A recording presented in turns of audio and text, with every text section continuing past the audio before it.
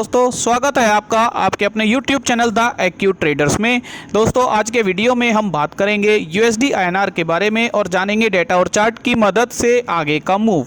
तो जैसा कि हम जानते हैं कि RBI की अभी पॉलिसी आई थी, MPC की मीटिंग थी और उसका आउटकम हमें पता चला है, जिसमें रेपो रेट को बिल्कुल सेम रखा गया है, रिवर्स रेपो रेट को भी सेम रखा गया है और अभी RBI ने अपना स्टांस एकोमोडेटिव दिखाया है। तो दोस्तों डिटेल्स के लिए बहुत सारे ऑब्जर्वेशंस अभी अवेलेबल हैं। मैंने भी ऑब्जर्वेशंस अभी यूट्यूब पर और दूसरे चैनल्स पर देखे थे।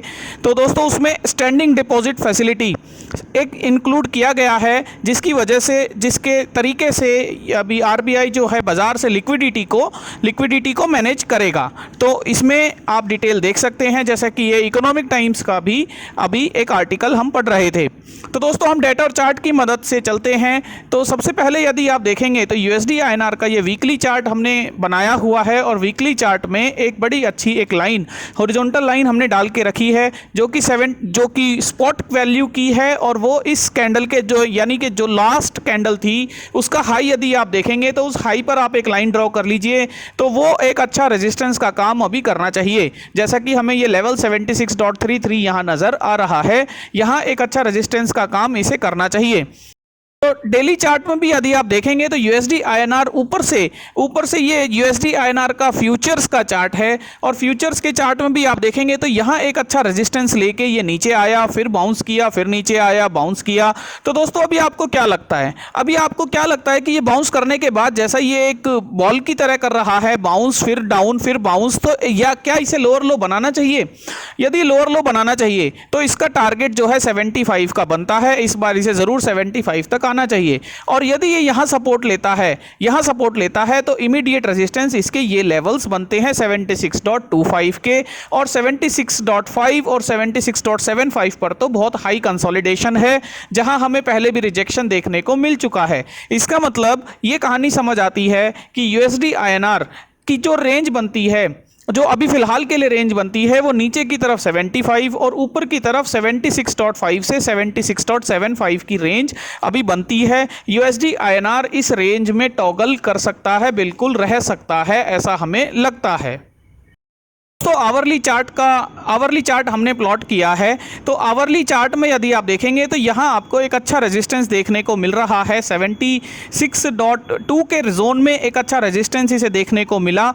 हालांकि नीचे की तरफ इसने एक अच्छा बाउंस दिखाया, यहाँ 75.5 के बाद इसने एक अच्छा सपोर्ट दिखाया, बाउंस दिखाया, लेकिन इमीडिएट रेजिस्टेंस अभी ये बनता है। और यदि इसके ऊपर USD INR ट्रेड करने लगता है तो डेफिनेटली जो ये जोन है, इस जोन में USD INR को जरूर रुकना चाहिए। यहां से इस जोन से ये तेजी नहीं दिखा पाएगा, ऐसा हमें लगता है। और दोस्तों जैसा कि RBI की हमने शुरू में बात की थी, पॉलिसी की हमने शुरू में बात की थी, तो उसमें भी अभी एकोमोडेटिव स्टांस का यही मतलब निकल के आता है कि USD INR को अभी RBI भी हाईली फ्लक्चुएट ऊपर या नीचे की तरफ नहीं देखता है। और अगर इस चीज़ को हम गौर करें तो हमें अभी डेटा की मदद से हम देखेंगे कि 76 के आसपास में ही हमें USD INR का अप एंड डाउन का मूवमेंट नजर आता है।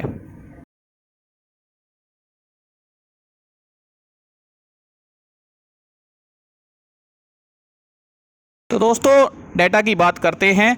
डेटा में ये फ्यूचर्स का डेटा हमने ओपन किया हुआ है, जैसा कि आप देख रहे हैं। यदि हम VWAP की बात करें तो VWAP की बात आप करते हैं तो पिछले 3 दिन का VWAP आप देखेंगे तो 76 के आसपास ही रोटेट होता है।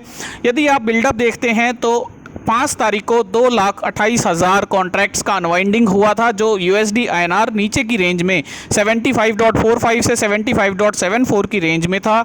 इसका मतलब यहाँ हेवीली लॉन्ग्स को अनवाइंड किया गया था, उस दिन अनवाइंडिंग हुई थी, प्राइस नीचे की तरफ आया था।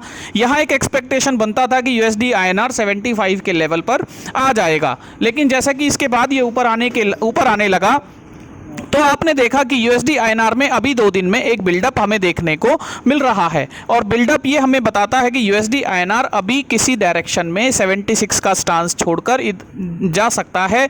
तो ऊपर की तरफ हम 76.5 की पोजीशन देखते हैं, नीचे की तरफ हम 75 तक फिर से एक उम्मीद रखते हैं कि USD INR को आना चाहिए। दोस्तों अगर हम ऑप्शंस का डेटा देखना चाहें तो ऑप्शंस के डेटा में आप देखेंगे कि 76 पर अभी दोनों तरफ में ही एक अच्छा बिल्डअप हमें देखने को मिलता है। 2 2 लाख का बिल्डअप यहाँ हो गया है।